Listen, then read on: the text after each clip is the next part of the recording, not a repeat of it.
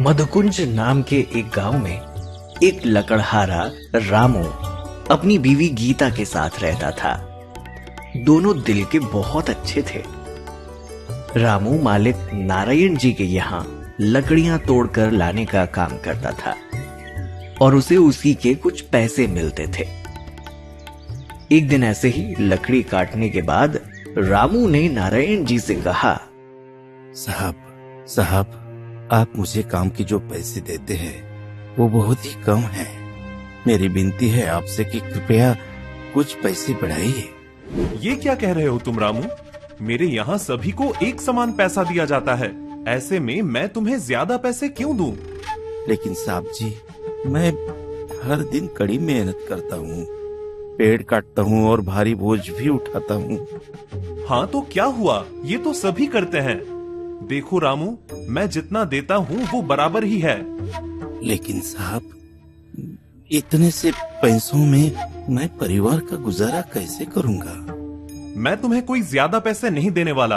अगर काम करना है तो करो, नहीं तो छोड़ दो। रामू की विनती करने के बावजूद भी नारायण जी नहीं माने।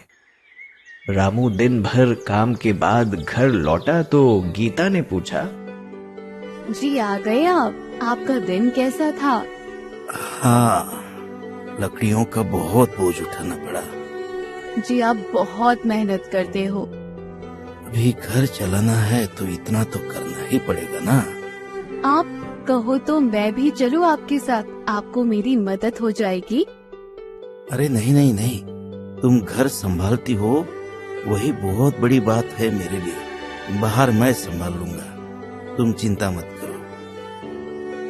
ऐसे ही खाना खाकर बातें करते हुए दोनों सो गए।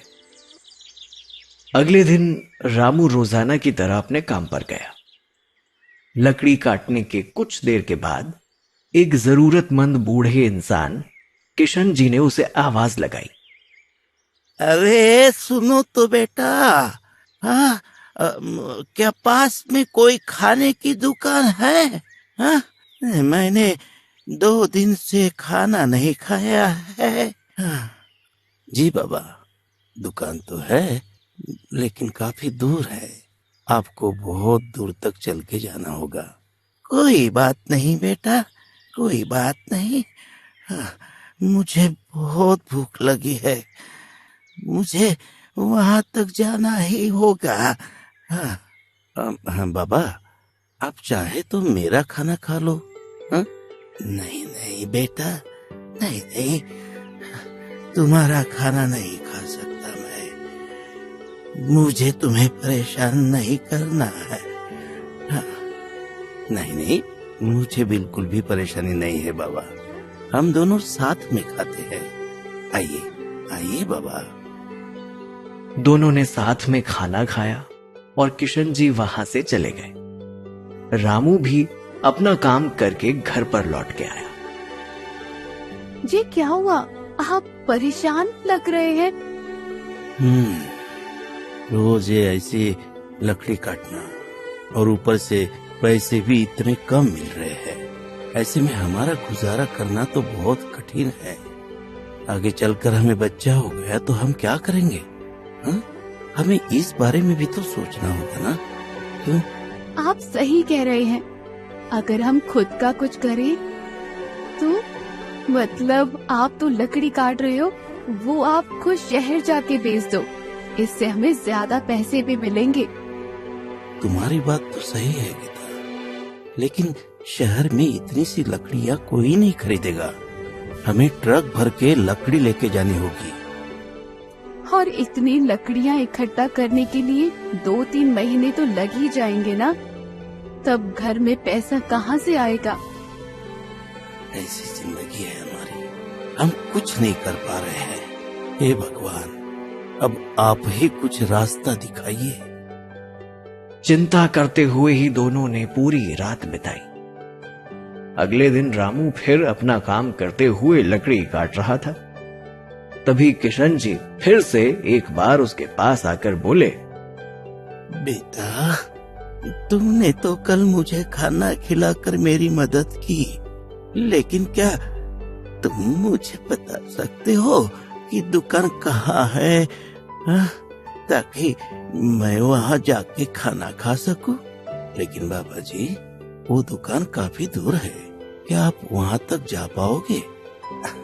एक काम करिए, आप मेरे साथ ही खाना क्यों नहीं खाते, हाँ? लेकिन बेटा, तुमने तो मुझे कल ही खाना खिला दिया, हाँ? मैं तुम्हें दोबारा परेशान नहीं करना चाहता बेटे। हाँ, बिल्कुल परेशानी नहीं है बाबा जी। जब भी आपको भूख लगे तो आप यहाँ आ जाना, हम साथ बैठकर खाना खाएंगे। आप चिंता मत करो, आइए खाना खाते हैं। दोनों खाना खा रहे थे, लेकिन किशन जी ने देखा कि रामू का खाने में कोई ध्यान नहीं है।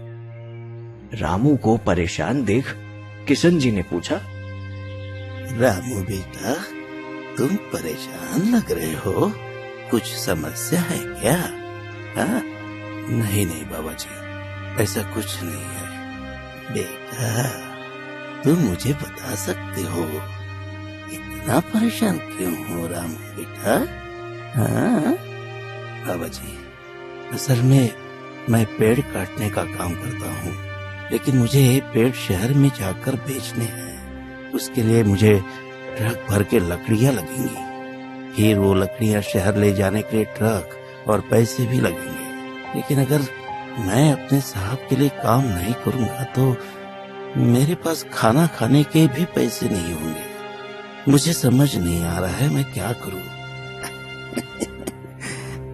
अच्छा, इतनी सी बात है।